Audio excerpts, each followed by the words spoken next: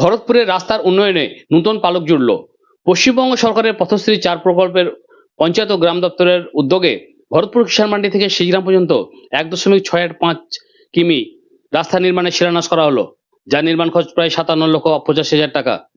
যদিও এই রাস্তা কয়েক বছর আগে নির্মাণ করা হয়েছিল এবং তার কিছুদিন পর তা চলার অনুপযোগী হয়ে উঠেছিল, তাই নতুন করে এই রাস্তা হলে সাধারণ মানুষ থেকে কয়েকটি গ্রামের এলাকার বাসিন্দাদের যোগাযোগ ব্যবস্থার উন্নতি ঘটবে বলে আশা প্রকাশ করেছেন ভরতপুর ব্লক 1-এর বিডিও দেওয়া শেরপা।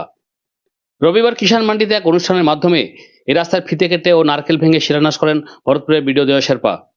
অনুষ্ঠানে উপস্থিত ছিলেন ভরতপুরের বিডিও দেওয়া শেরপা, বিশিষ্ট সমাজসেবী নজরুল ইসলাম টার্জেন, সমাজসেবিকা অহানা সুলতানা, ভরতপুর গ্রাম পঞ্চায়েতের সদস্য, পঞ্চায়েত সমিতির প্রাক্তন কর্মাধ্যক্ষ রেজাল করিম এবং এই রাস্তার ঠিকাদার জহুর আলী ও স্থানীয় সাধারণ মানুষ। অনুষ্ঠানের সূচনাতে বরণ পর্ব চলে। ভরতপুরের ব্লক 1-এর বিডিও দেওয়া শেরপাকে বরণ করে নেন সমাজসেবিকা অহানা সুলতানা। সমাজসেবী নজরুল ইসলাম টার্জেনকে বরণ করে নেন পঞ্চায়েত সমিতির প্রাক্তন কর্মাধ্যক্ষ রেজাল করিম। এরপর এই মঞ্চে বক্তব্য রাখেন বিডিও দেওয়া শেরপা, নজরুল ইসলাম টার্জেন ও অহনা সুলতানা।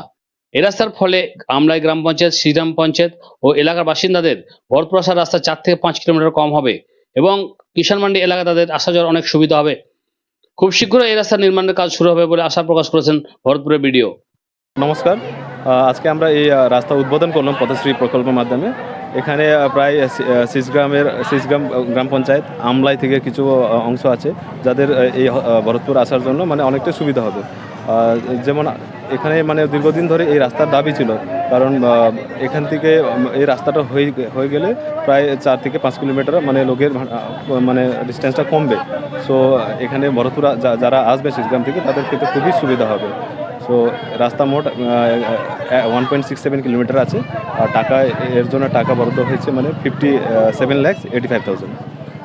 দেখুন, এখানে যে রাস্তা আমরা উদ্বোধন করলাম তার আনুমানিক ব্যয় প্রায় 58 লক্ষ টাকা।